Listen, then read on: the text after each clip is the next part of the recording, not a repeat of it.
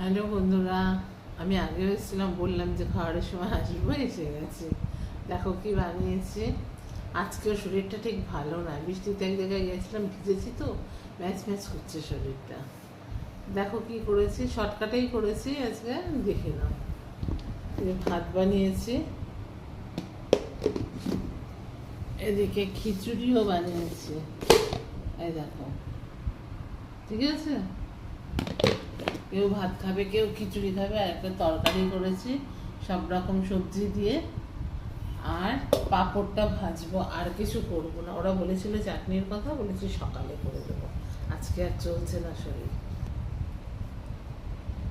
এই সবজিটার মধ্যে পেঁপে আছে, কুমড়ো আছে, উচ্ছে আছে, আলু আছে।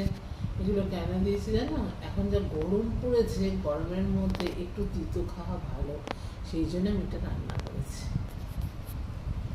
উচ্ছে খেলে শরীরটা ঠান্ডা থাকে, আর কুমড়ো আর পেঁপে খেলে শরীরটা হাইড্রেটেড থাকে। ঠিক আছে, আমি এখন আসছি, আবার কালকে দেখা হবে। Tata, good night.